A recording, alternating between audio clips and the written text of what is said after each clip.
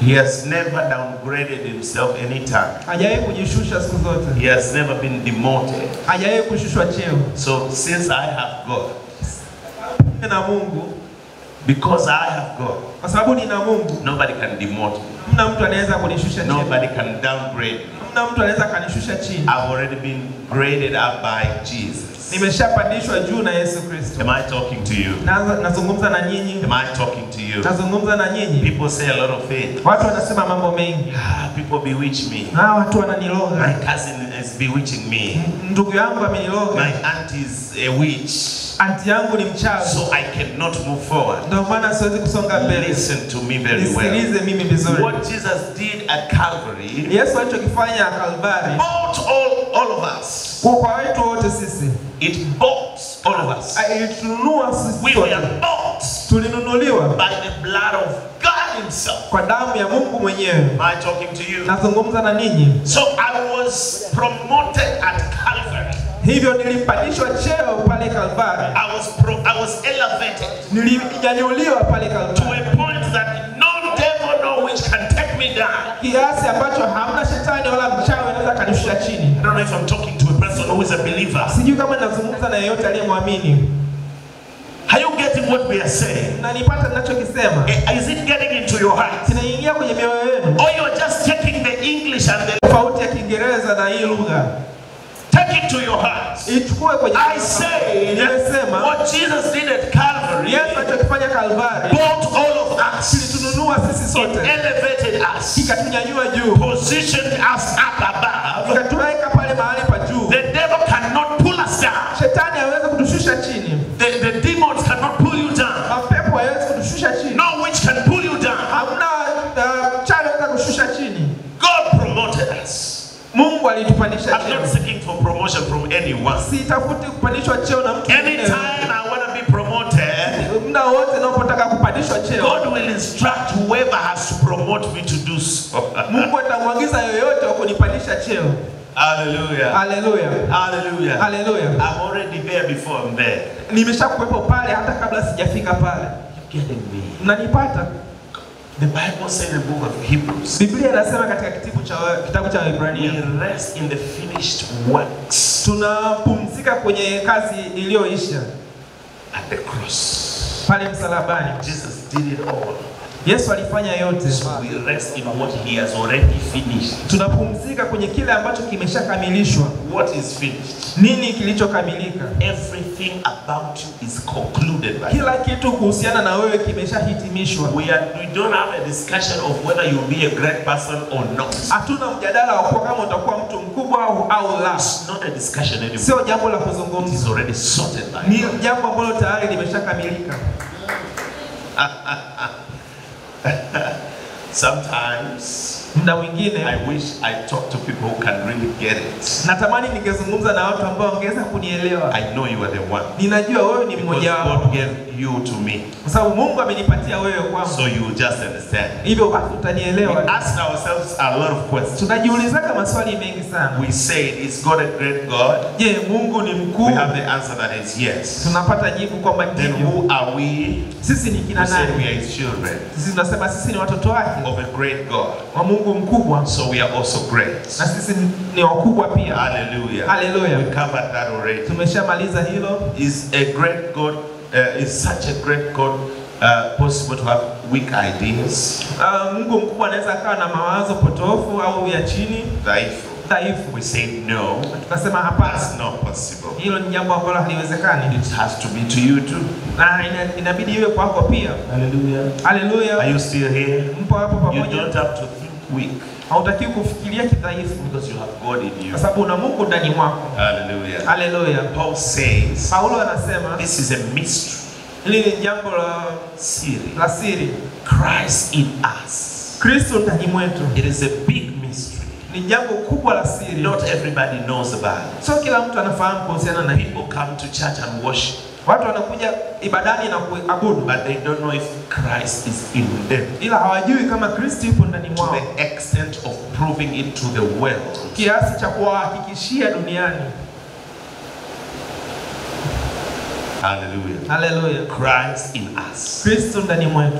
Is it a must to become a great person? Ni lazima kuwa mkuu katika We yeye. said yes. Tukasema ndio. We say, is this greatness about God or just us, or us too? Je, huu ukuu ni kweli kwa ajili ya Mungu tu au unatuhusu na sisi? We said it's about us too. Tukasema inatuhusu. Do you remember that? Unakumbuka hilo? Do you remember that? Unakumbuka hilo? Then I asked the question, what can we do to become great people? Nifanye nini ili nije kuwa mkuu? I've touched a little bit of that and I'll touch it in the coming months. Nimekugusia hilo kidogo na nitaendelea kugusia kwenye miezi inayokuja. We looked at our greatness, that it's God's idea. Tumeangalia kwenye ukuu ambao ni wazo la Mungu. From Genesis chapter 12.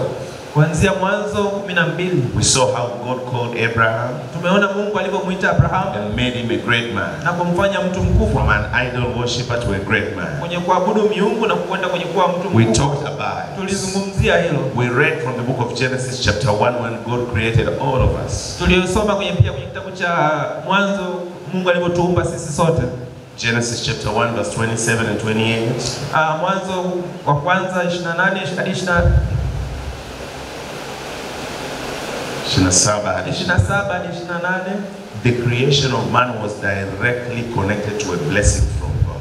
Uumbaji wa mwanadamu ulikuwa umehusiana na baraka za Mungu. God blessed us. Mungu alitubariki sisi Since he created us. tangu alipotuumba. Hallelujah. Hallelujah. I'm moving fast because I already told this. I'm rushing to where I want to teach today. Naongea haraka kwa sababu nimeshafundisha hivi, nataka nifikie pale nilipo. Many of you remember that I've taught about it. Na wangapi wanakumbuka nilishafundisha kwa That's why I'm moving fast today. Ndio maana nazungumza haraka. For those of you who are new, I just want you to get the concept. Kwa wale ambao ni wageni nataka tumpate picha. I hope the media team will try and be more smart. Facts. Tuendelea hiki kisema. We said God makes people great.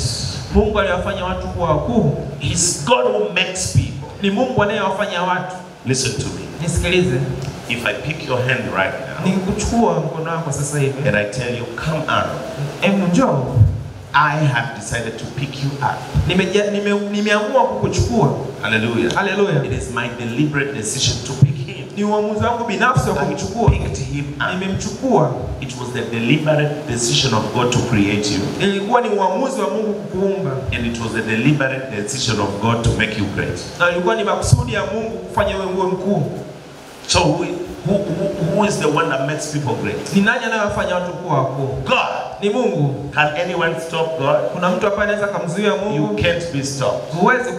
Huwezi ukasimamishwa. Kazuiliwa. Kazuiliwa. Hallelujah. Hallelujah. Nobody can stop you. Hamna anaweza kuzuia. God called Abraham once again. Mungu alimuita Abraham tena. God told him, Mungu akamwambia, I will increase you. nitakuongeza. I will change your name. Nitakubadilisha jina I'll lako. make you father of nations. Nitakufanya baba wa mataifa. I'll give you this, I'll give you that. Nitakupa hili, nitakupa kile. Hey, that is God. Huo ni Mungu. Every time he calls us, Muda wote anapokuwa he anatuita, gives us packages. anatupa vifurushi.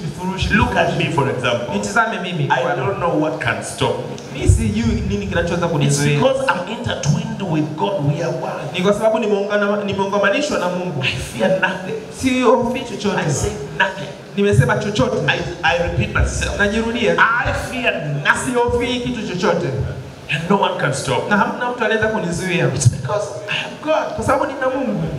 If you take God out of me, Ukimchukua Mungu nje ya kwangu mimi, I don't have this confidence. siwezi nikaa na huu. Let us move ahead. Naomba tuendelee From the mbele. book of Genesis chapter 26. Kitabu cha Mwanzo 26. Here we see God dealing with Isaac now. Hapa tunaona Mungu akidili na Isaka. It's no longer Abraham. Asio tena Abraham. Abraham was gone already. Abraham alikuwa ameshatangulia tayari. Now God is dealing with Isaac. Sasa Mungu hapa anadili na Isaka. I want to read this scripture because this is our scripture for the year. Nataka nisome hili andiko kwa sababu hili ni andiko letu la mwaka. Hallelujah. Hallelujah. Hallelujah. Hallelujah. Now in the book of Genesis chapter 26 verse 1. Kitabu cha Mwanzo 26 mstari wa kwanza. Bible says Biblia inasema from verse 3. Kuanzia mstari wa 3. Sojourn in the land and I'll be with thee. Kaa ugenini katika nchi hiyo nami nitakuwa pamoja nawe. And will bless thee. Na kukubariki. For unto thee, maana nitakupa wewe, and to thy seed I will give these countries, and I will perform the oath which I swore to Abraham, thy father. Na uzao wako nchi hizi zote, nami nitakifanya imara kiapo nilichomwapia Ibrahimu baba yako. Hallelujah. Hallelujah. Listen to me carefully. Nisikilize kwa Are makini. you still following? Mpo pamoja na mimi? Who is giving instruction to Isaac? Ni nani anayempa maelekezo Isaka? Talk to me. Talk to me. Zungumza na mimi. We just read it right now. Tumesoma sasa hivi. Who is giving the instruction to Isaac? Ni nani anayempatia masharti Isaka? Don't tell me you did not drink tea and you keep on whispering. You did not fast for 7 days. Leave that laziness aside and let's eat the word of God. Msiseme kwamba mjanywa chai asubuhi. Acheni huo vipi na tusonge mbele. You're talking as if you have not eaten for the last 7 days. Mnazungumza kana kwamba mjala siku 7 zilizopita. And I know you are not good at fasting. Don't cheat to me. Na najua nyinyi sio wazuri katika kufunga. Now respond to me. Na nijibuni with a good voice. Na sauti. Somebody say hallelujah. Mtu aseme hallelujah. Say powerful hallelujah. Sema hallelujah nguvu. I said who is instructing Isaac right here? Nimesema ni nani anayempa maelekezo Isaka hapa? Now God is saying these words. Na Mungu anasema haya maneno. Sojourn in the land and I will be with thee. Kaa ugenini katika nchi hiyo nami nitakuwa pamoja nawe. God, Mungu telling Isaac, anamwambia Isaka, though you are in a foreign land, alishakuwa upo katika nchi ya ugenini, I'll be with you. Nitakuwa pamoja na wewe. Where can God not be with you? Ni sehemu gani ambako Mungu hawezi kuwa pamoja na wewe? Ask yourself. Nijiulizeni. Say, I'm not where I was born. I'm not where in the region where I was born. In our district we used to do this. Shut up, that's stupid. Sipo kwenye mkoa ambao nilizaliwa, sijui hapa na vile. Kaa kimya. That is foolish. Huo ni upumbavu. God, Mungu is a spirit. Ni roho. He's everywhere. Ipo kila mahali. Not limited to a territorial boundary. Hajawekea mipaka. Ya eneo. Mipaka ya kieneo. Hallelujah. Hallelujah. God is not limited. Mungu hana mipaka. He can do anything anywhere. Anaweza kufanya chochote mahali popote. So long as you exist and he exists in you. Yani kama upo na yeye anayupo. Hallelujah. Now God told him, I will increase you, I'll bless you. Mungu alimwambia nitakuongeza, nitakubariki. I like verse 4. Napenda mstari wa 4. And I'll make your seed to multiply as the stars of heaven. Nitazidisha uzao wako kama nyota za mbinguni. I'll give unto your seed all these countries. Nami nitawapa uzao wako nchi hizi zote. And your seed shall all the nations of the earth be blessed. Na katika uzao wako mataifa yote ya dunia watajaribu. I want you to learn something right here. I want you to learn something. Nataka mjifunze kitu. Listen to me carefully. Nisikilizeni kwa umakini. Did God promise Abraham to become a great man? Je, Mungu alimwahidi Abraham kwamba atakuwa mtu mkubwa? He did so. Alifanya hivyo. Okay. Why is he repeating himself to Isaac? Kwa nini anajirudia hilo kwa Isaka? It was enough. Ilikuwa imetosha to speak to Abraham. Kuongea na Abraham. And he said, na akasema, and your seed. Na uzao wako. So there was no reason for God to repeat. Kulikuwa hamna haja ya Mungu kujirudia. Can you try to think why God repeated it to Isaac? Mnaweza mkajitafakari ni kwa nini Mungu alijirudia kwa Isaka? You know why? Kwa sababu mnajua ni nini? The journey to greatness is your personal journey. Safari kwenye ukuu ni safari yako binafsi. Your personal journey. Safari yako binafsi. God has spoken to me. Mungu amezungumza na mimi. Is your spiritual father. Kama baba yenu wa kiroho. I'm transferring it to you. Na ihamishia kwenu. Take it as your own. Chukueni kama ya kwenu pekee. God has to speak to you. Mungu anatakiwa kuongea na wewe. And get it into your spirit. Na uiweke ndani ya and walk with it. Na utembee nayo. It is not enough for God to speak to me alone. Haitoshi Mungu kuzungumza na mimi peke yake. People say we are covering ourselves under the pastor. Watu wanasema tunajificha katika uvuli wa mchungaji wetu. Those times are already gone. Hizo nyakati zimeshakwisha kupita. Yes, there is a spiritual covering that comes from me. That's correct. Roho imetufunika kupitia mchungaji wetu. But that's a little truth. Hicho ni kitu kidogo sana. We are all priests right now. Sisi wote ni makuhani sasa hivi. And the high priest is Jesus alone. Na kuhani mkuu ni Yesu peke yake. So I am a priest. Mimi ni kuhani. And you are a priest. Na wewe ni kuhani. And you are a priest. Na wewe ni kuhani. And you are a priest. Na wewe ni And you are a kuhani. priest. Na wewe ni kuhani. Na wewe ni kuhani. A priest goes to God.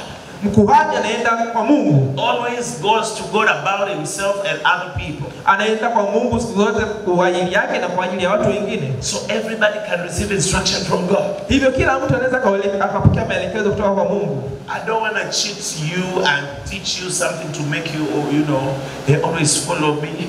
Sitaki kuwadanganya na kuwafanya kila muda mwe mnanifuata tu mimi. Hapana. God has got to be your personal God. Mungu anatakiwa awe Mungu wako wa kipekee. Personal God. Mungu wako wa kipekee yako. I wish I could end the sermon here for you to understand. Natamani ningeweza kuishia hapa ili yeye muendelee. I repeat myself. Najirudia. He has to be personal to you. Anabidi awe kwa vyako vyako. He spoke to me already. Yes. Amezungumza na mimi sawa, but ila he has to speak to you. Ni lazima azungumze na wewe. Right now he's speaking to you through my mouth. Sasa hivi anazungumza na wewe kupitia mimi. But these words ila haya maneno have to be your own. Yanatakiwa wewe ya kwako. God spoke to Abraham. Mungu alizungumza na Abraham. And he's speaking again to Isaac. Na anazungumza tena na Isaka. And he's repeating himself. Na anajirudia. Why? Ni kwa nini? God is personal to everybody. Mungu ni wa kipekee kwa kila mtu. You cannot reach your destiny by what you heard. Huwezi kufikia hatima yako kwa kile ulichokisikia. Hallelujah. Hallelujah. Hallelujah. Hallelujah. I think it's Apostle. I think it's John, if I'm not mistaken. Na hisi ni Yohana kama sijakosea. John says. Yohana anasema. Let me try and get this one. Jaribu kupata hili. It's gonna be. Wait.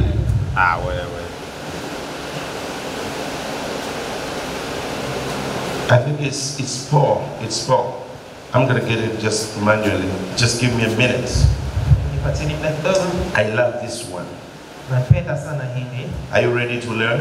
Mpo tayari kujifunza? You ready to understand? Mpo tayari kuelewa? Aha. Nimeshapata. It's right here in chapter 4.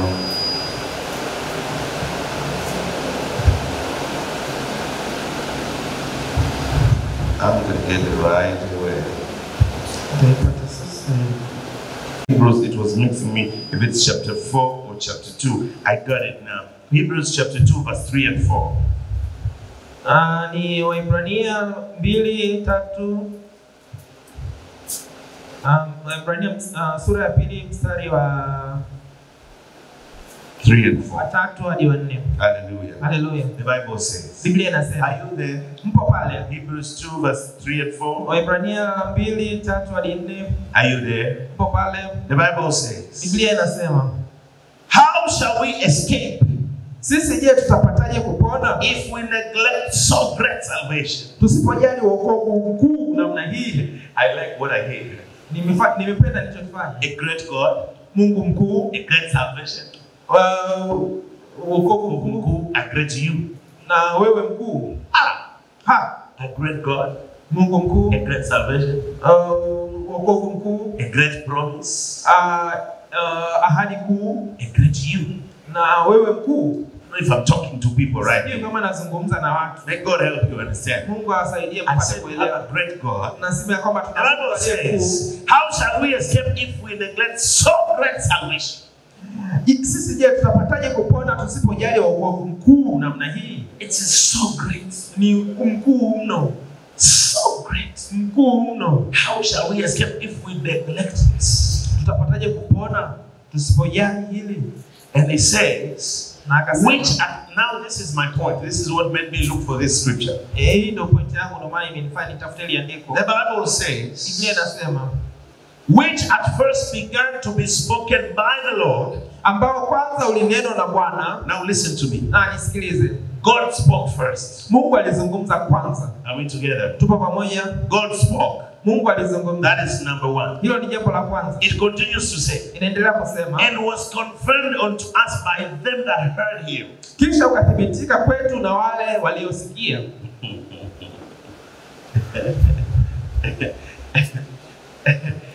God spoke. Mungu alizungumza. And yet it was confirmed.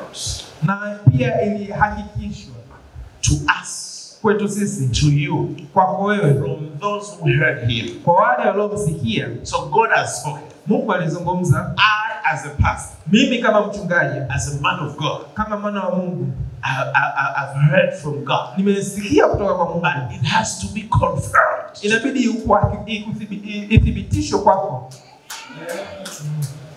That is how it works. Hivyo ndivyo inavyofanya If kazi. you don't take the word of God personal to you, you're failed. Kama ulichukua neno la Mungu kiundani peke yako, basi umefeli. And you have to make it personal. Na inabidi ifanye ya kwako.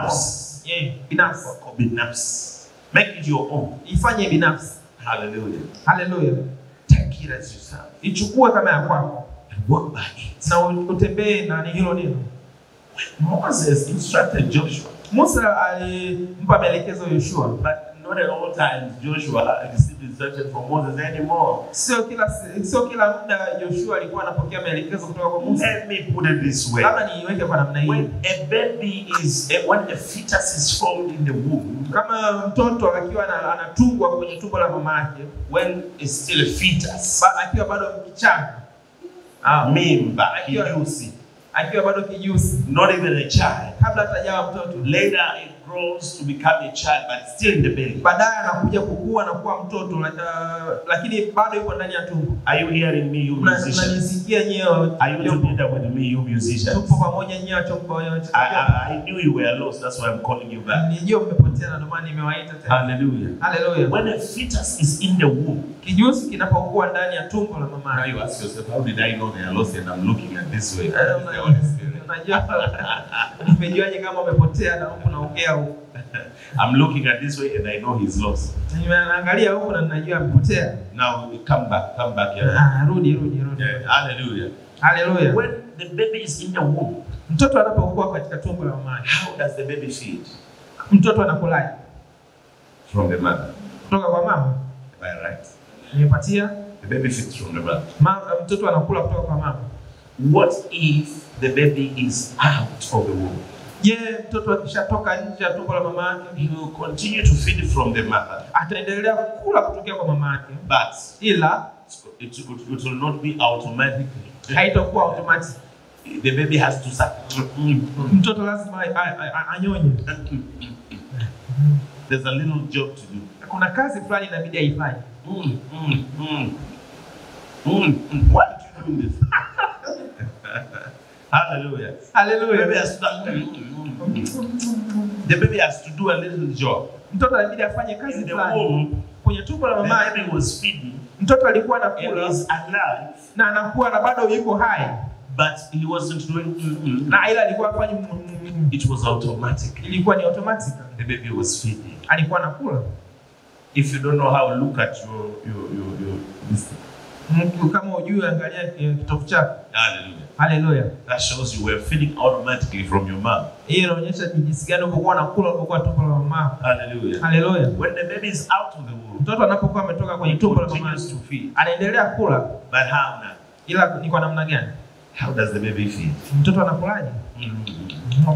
A little job has to be done. Lazima kuna kazi inabidi ifanyike. Still depending on the mother. Lazima bado anaendelea kumtegemea mama. That is temporary, my dear. Ila hilo ni jambo la muda mfupi tu. After 6 months. Baada ya miezi 6. No more. Hamna tena mama peke yake. He has to feed something else. Inabidi ale na kitu kingine. Pounded, plantain, whatever.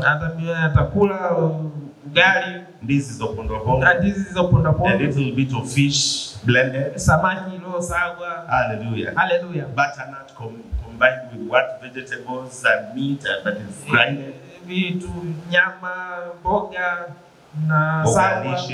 Na lishe. Bogalishe, please. Bogalishe. You are a father now, you should know this. Hallelujah. Hallelujah. The baby feeds on that.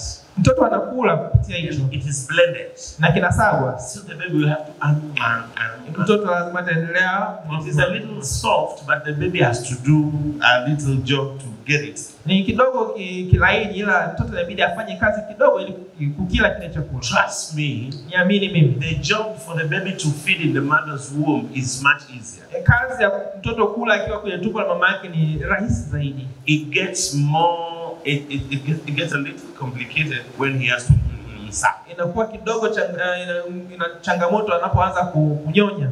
the medical people tell us the baby has to feed on mother's milk for 6 months. Watu utabibu wanasema mtoto inamlazimu anyonye kwa miezi 6.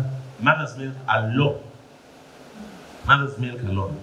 Maziwa mtoto na maziwa mama peke yake 6 months. Miezi 6. That's what I do with my children. Hivyo ninavyofanyaga na watoto wangu. I don't put something else. Siweki kitu kingine chochote. 6 months. Miezi 6. Even you, that's a good one. After that, baada ya hapo, now the baby has started. Mtoto ameshaanza. But it's a little bit difficult compared to feeding in the womb. Ila ni kidogo kuna ugumu ukilinganisha na kula alipokuwa anakula tumboni mwa mama. We agree on that. Tunakubaliana na hiyo. Right after that, baada ya hapo, after 6 months, baada ya miezi 6, the sucking will continue. Kunyonya kutaendelea. But now some other foods will be introduced to the baby. Ila sasa hivi kuna vyakula vingine ambavyo vitakuwa vimeambatana na mtoto. The baby will give you more food. Anakuwa anapewa vyakula zaidi. Not just sio tu. But after 2 years, ila baada ya miaka 2, nobody continues to. Hamna mtu anaendelea. After 2 years, baada ya miaka 2, very few people can breastfeed for 2 years. Ni watu wachache sana ambao wanaweza kuendelea kunyonya kwa miaka 2. Not many. Sio watu wengi. Many of them 1.5 years. Wengi ni mwaka na nusu. These working mothers sometimes do 1 year. Wao na wanawake wanaofanya kazi muda mwingine wanafanya mwaka mmoja. After that, baada ya hapo, no more sucking. Hakuna kunyonya tena. Eat. Ni kula. Now the baby has got teeth. Sasa hivi mtoto ana meno. He has to chew. Ni lazima angate. No more pounding. No more pounding. Hakuna kusaga tena chakula. Hallelujah. Hallelujah. Daisam, stand up. Daisam simama. Can that baby breastfeed from her mom right now? Huyu mtoto anaweza kunyonya kwa mama yake sasa hivi. If I find her breastfeeding, I'll give her a good beating. Nikikuta ananyonya nitamshughulikia. Why are you breastfeeding sasa hivi? Hallelujah. Hallelujah. She cannot. Hawezi. Sit down. Kachi. Now we Christians, sisi wa Kristo, there are things you just want them to happen automatically. Tunataka baadhi ya vitu vitokee automatically. Automatically. God will bless me. Mungu atanibariki. Automatically. That is a baby style. Huo ni mtoto mchanga. You don't pray until you come to church. Uombe hadi uje kanisani. Everybody come to church. Kila mtu anakuja kanisani. When you come, you trust in the pastor's prayer 110%. Ukija unaamini maombi ya mchungaji 110%. But you don't trust in your own. Ila uamini maombi yako. You go back home. Unarudi nyumbani. You start breastfeeding. Unaanza tena kunyonya. Mwanzo wa wokovu. Mwanzo wa wokovu. On Wednesday you come and learn. Wednesday you come and unajifunza siku ya Jumatano. On Friday you come. Ijumaa nayo unakuja. On Sunday you are excited. Unashukuru. Coming. It's going to be a wonderful service. But remember you have to. So when you come you have to be attentive. And you have to listen. And you have to follow. You have to write down. You got to learn. You have to be careful. Hallelujah. Hallelujah. The baby cannot be given a mother's breast and put it that side and look.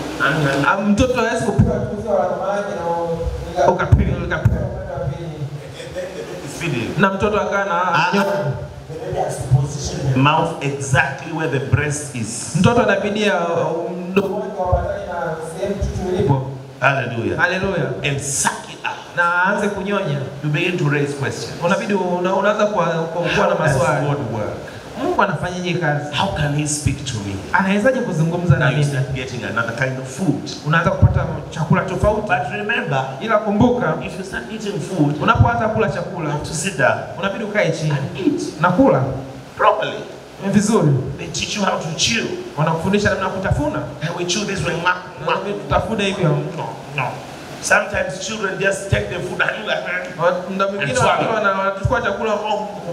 So they teach you how to chew it. Because you gotta chew. Now let's get back to the spirit. Hallelujah. Hallelujah. When you get the word of God, you gotta meditate. You have to meditate. Chew it for it to be digested. ili liweze kusagwa na tumbo. Once you continue meditating, unapoendelea kulitafakari, you continue meditating, that is like chewing. Hiyo ni kama unapotafuna. You make it easier for your system to swallow. Unaifanya mwili wako uweze kufyonza. Then you take it in. Afu unaliingiza ndani. It will be inside you. Itakuwa ndani mwako. Later you become stronger. Baadaye unakuwa mtu mkubwa. You know how does the food get into your body? Hivi unajua ni namna gani chakula inaweza kuingia ndani ya mwili? Your system will take it with it. Mfumo wako utaichukua na kusambaza. And that process of taking it inside you. Hiyo mfumo wa kuichukua ndani from your belly kutokea kwenye tumbo to your body, kuenda kwenye mwili wako. That is what is called making the word of God your own. Hivyo ndivyo namna kuifanya neno la Mungu liwe la kwako au binafsi. Now, sasa, instead of the pastor alone, badala mchungaji peke yake to say we are great people, kusema sisi ni watu wakuu, you find it's the language of everybody. Unakutana ni lugha kila mmoja wetu. Everybody is shouting. Kila mmoja anapiga mimi ni mtu mkuu. I've been blessed by God. Mimi nimebarikiwa na Mungu. God will sustain. Mungu ataniweza. God will prosper. Mungu atanifanikisha. Now, sasa, it is not a song of the past. It is a song of everybody. Got the word of God. Neno la Mungu. Meditated the word of God. Neno la Mungu. It has taken the word of God to become his song. Are you there? That is what it's supposed to be. Hallelujah. Hallelujah. Now God spoke to Abraham. Mungu into Isaac. What is the message? God has to speak to you. Mungu inabidi azungumze na wewe. He spoke to me already. Alizungumza na mimi tayari. He has spoken to you. Alizungumza na mimi. It's your own. Walk by it. Live with it. Go by it. Hallelujah. Let us look at the results of Isaac, and I will close there. Time is not on my side. Tuangalie matokeo ya Isaka na nitafunga hapo, muda hauko upande wetu. You came in late. Mmekuja tumechelewa. And it's going to be the 26 verse 12. Mwanzo 26 mstari wa 12. Let us look at the results. Tuangalie matokeo. The Bible says, Biblia inasema, then Isaac sowed in that land. Isaka akapanda mbegu katika nchi ile. And received in the same year. Akapata mwaka ule vipimo 100-fold. Vipimo 100. And the Lord blessed him. Vipimo 100 kwa kimoja na Bwana akambariki. God just spoke to him. Mungu alizungumza na yeye. Isaac took it as his own. Isaka akalichukua kama la kwake. These are the results. Haya ndio. Sowed in that land. Alipanda mbegu kwenye nchi. And received in the same year. Na akapata mwaka ule ule. 100-fold. Vipimo 100. Hallelujah. Hallelujah. The Bible says, and the Lord blessed him. Na Mungu akambariki. Again. Tena. Verse 13. Mstari wa 13. And the man waxed great. Na mtu huyo akawa mkuu. He went forward. Akazidi kustawi. And grew until he became very great. Hata akawa mkuu sana. Hallelujah. Hallelujah. Shall we all stand? Tunaweza kusimama wote.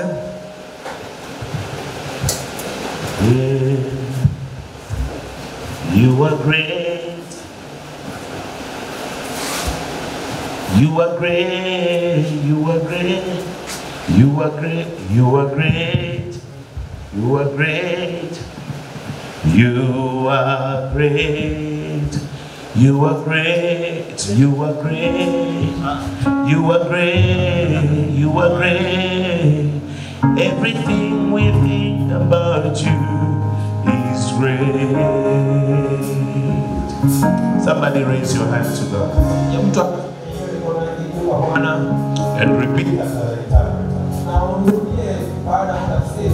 Say, Lord Jesus, I've heard your word. It's not about hearing alone. I believe in your word. You've spoken about greatness. I take it as my own. I am a great person. I look unto you. Nakutazamia wewe. A great God. Mungu aliye mkuu. Inside me. Ndani yangu. I'm great. Just look into my life. I believe in your word.